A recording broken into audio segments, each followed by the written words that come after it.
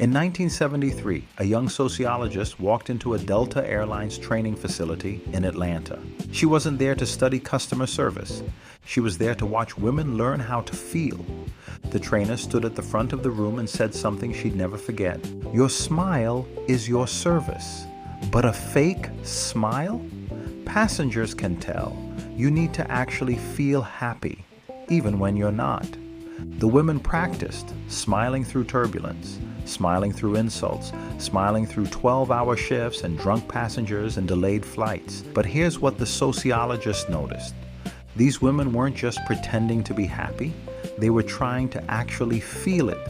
And when they couldn't, when the smile didn't reach their eyes, they didn't blame the job, they blamed themselves. Her name was Arlie Hochschild, and she had just discovered something that would define her career. She called it emotional labor, the work of managing your feelings to match what's expected. But she also discovered something else, something she called feeling rules. Feeling rules are the unwritten scripts that tell us how we're supposed to feel in certain situations. You're supposed to feel joy at a wedding, grief at a funeral, gratitude on Thanksgiving. And when your actual feelings don't match the rule, you don't question the rule, you question yourself. But the flight attendants weren't the most important thing Hochschild discovered. The feeling rules that really mess us up, they're not at 30,000 feet. They're at home, in the delivery room, the moment you become a parent. We've been told exactly what's supposed to happen. The baby is placed on your chest, your eyes fill with tears. You feel a love you've never felt before. Everything else disappears. This is the script. You've seen it in movies, in commercials, in baby books, on social media, in every birth announcement that says, "I love you with my whole heart." The feeling rule is clear, instant, overwhelming, consuming love. The kind that rewires your brain on contact. The kind that makes you weep with gratitude. The kind that erases everything that came before.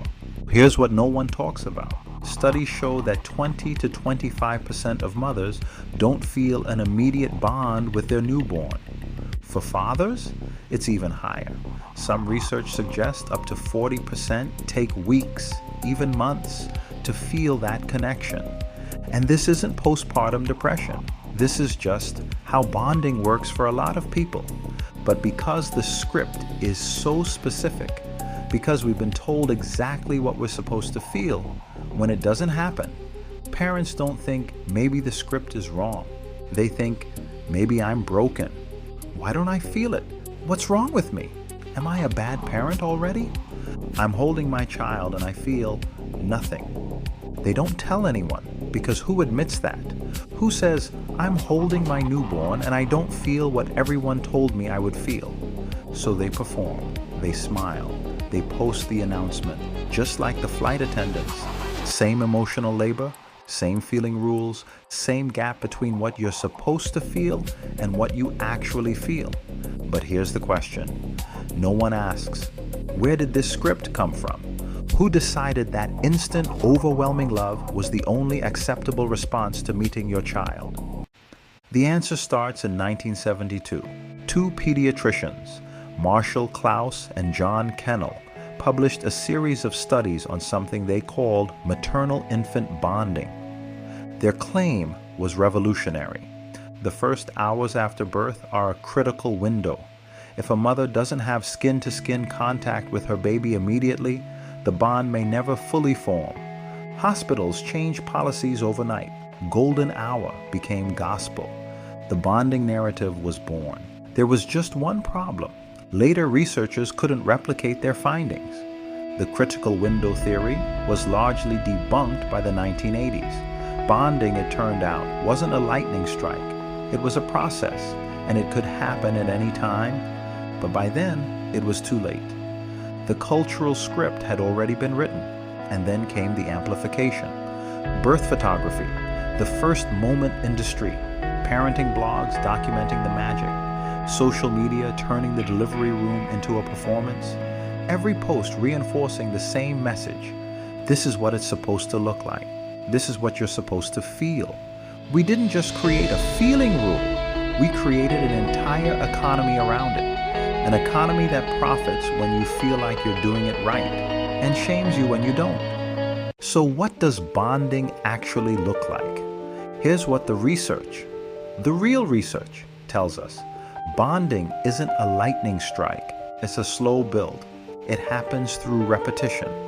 The 3 a.m. feedings when you're barely awake, the diaper changes you stop counting, the same lullaby sung for the 100th time. It happens through reciprocity. The first time they track your voice, the first time they smile at you, not just gas, the moment they reach for your face. And it happens through time, days, weeks, sometimes months. For many parents, the "I would die for this person" feeling doesn't arrive in the delivery room. It arrives at 3 a.m., 6 weeks in, when you're exhausted and you realize you do it all again. That's the real story of bonding, not a single overwhelming moment, but 1,000 small ones adding up. Until one day you realize you can't remember when it started. It just is. The parents who don't feel instant love aren't broken. They're just not following a script that was written by researchers whose work couldn't be replicated, and amplified by an industry that profits from your insecurity. Arlie Hochschild is 84 years old now. She's still writing, still thinking about the gap between how we're told to feel and how we actually feel. Her work on feeling rules predicted so much of what we're living through. The burnout epidemic, the authenticity crisis, the exhaustion of performing emotions we don't have. Her insight was simple but devastating. When we're told how to feel and we don't feel it, we don't question the rule. We question ourselves. The flight attendants blame themselves for not being happy enough. New parents blame themselves for not being in love enough. Same trap, 50 years apart. So if you're a new parent or you're about to be one and you're worried that you won't feel what everyone says you'll feel, worried that something's wrong with you because the lightning didn't strike, here's what I want you to know. You're not broken. The script is broken. The bond will come. It might take days, it might take weeks, it might take longer, but it will come. And when it does, it won't be because you followed the rules. It'll be because you showed up again and again until love wasn't a lightning strike anymore. It was just the truth. Arlie Hochschild spent her career studying the gap between how we're told to feel and how we actually feel. She found that gap everywhere, at work, at weddings, at funerals, but the biggest gap, it might be in the delivery room. The most natural moment in human existence is also the most scripted. Something to consider. So